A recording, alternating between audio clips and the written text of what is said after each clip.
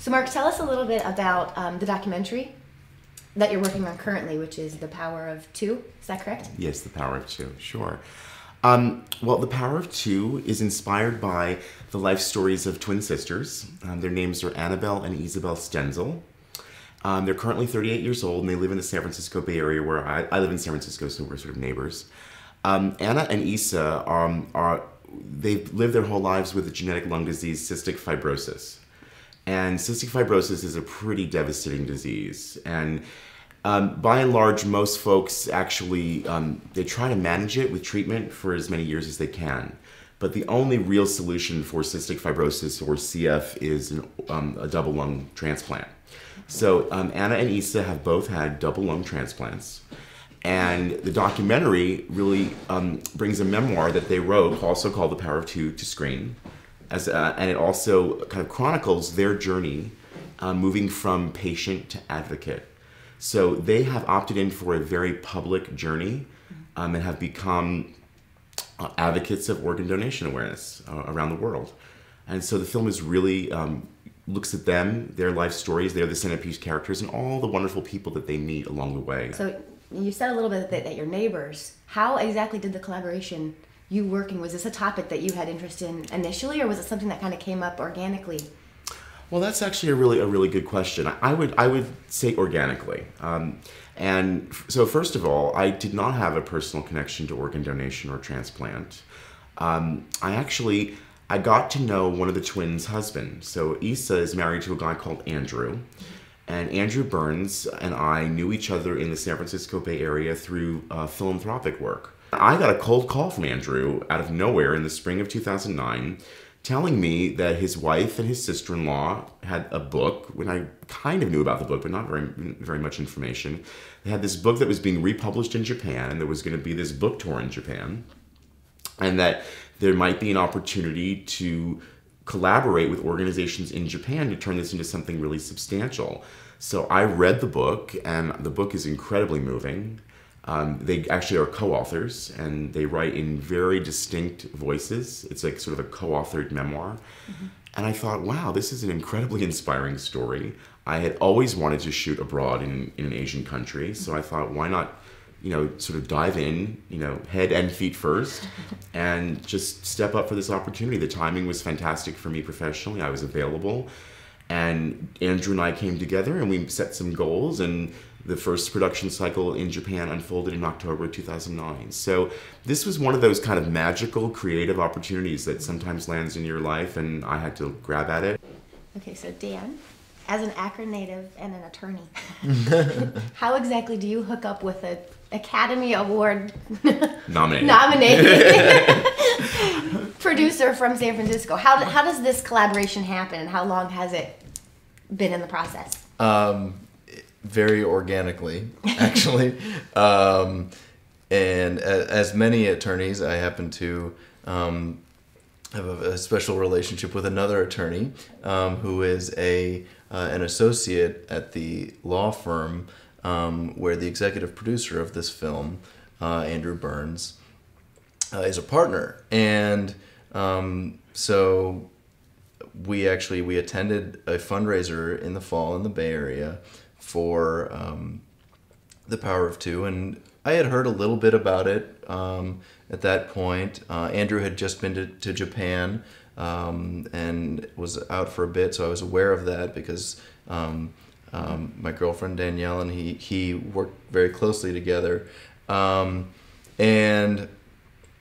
I'd heard here and there about this project, but really didn't know anything until I attended this event and heard from Mark, heard from Andrew, heard from Anna and Isa, and was really incredibly moved by their story. There were resources that I started thinking about, and immediately what came to mind was this community here that I grew up in, and a few people in particular who, for various reasons, I thought would be compelled by the story.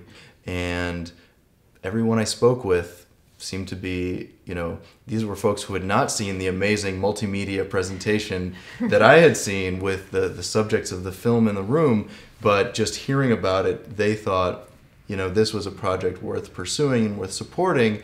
The thing about producing documentaries is that you have to kind of seize opportunities when they present themselves. So Dan is sort of a talented professional who was available, who had some great ideas, and he approached us based on getting excited by what he saw at an event that we produced. And that's how the good stuff happens in moving a project forward. My job as a producer is to be open to those opportunities and to seize upon them when they present themselves. You know, I've never been to Ohio, you know, I'm 41 years old and never been to your fair state, but I was happy to, you know, take the leap and see what we could do here. I think the thing about organ donation is that because it is such a truly mainstream issue, that I felt that if we could come to Akron, you know, where I have no connection, I have no history, where Dan has, you know, a connection in history, and someone else could be the messenger of my project, that would be a good test case for us to see if this story and this endeavor would resonate, you know, with an unconnected community to the project. Obviously, when we do this in San Francisco, we have a lot of interest. I'm there for 20 years. I have an Academy Award nomination for The Weather Underground. People know my work. But it was an incredible weekend here just to see that we were able to touch people and get them to think. So we had a number of events. Some of them were for fundraising and some of them were for community building. But I will share that one of the most, you know, interesting events for me was done with at the Akron Art Museum with the Akron Film Organization. A small number of 15 filmmakers came to sort of talk about their projects and get some input and advice from me on how to produce, how to move a project forward. And I was very impressed with the kind of stories that people are, you know, endeavoring to produce here in Akron. Local stories that are truly inspiring and have, you know, upon first hearing them, have, you know, great potential for television and for film festivals and for other distribution channels. And stories that are not just local, but that I think would be interesting for, you know, a broader national audience.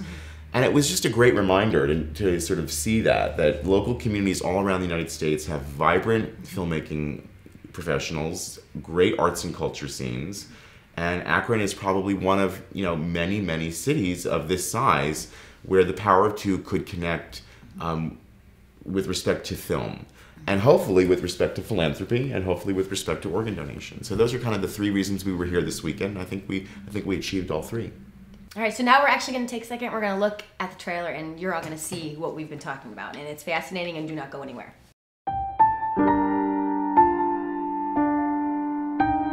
It was like suffocating. My body couldn't adjust to it. Every hospitalization they experienced when they were young, I felt like I did something wrong. And it was very stressful for both of us, primarily the fear that one of us would be left alone. I really consider it a miracle that lungs became available. I realized that us going to Japan is going to be a small part of a larger movement.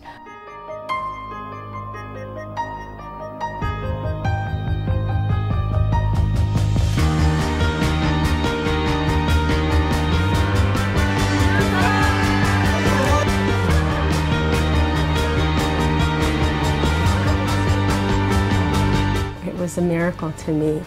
Never expected it. Never expected to deteriorate that quickly, and I never expected to be resurrected like that. That's my transplant story.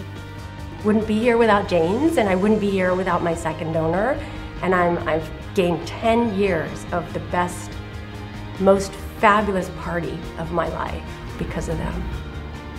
And we're still together, yes. Famous Miracle Twins. Konnichiwa. The way that Japanese culture deals with death and transplant and organ donation is very different from us. So even if somebody is not receptive to the idea of organ donation, if they were to at least see people who've received the gift of life and see the power of being truly alive, and if that sense of being truly alive and grateful for being alive can spread a little bit, that to me is reason enough. We're not going to live forever. But we have this incredibly wonderful life, hopefully for years and years and years, and give back to society while we have been saved, contribute to the world in our own unique way. That's what I hope to convey.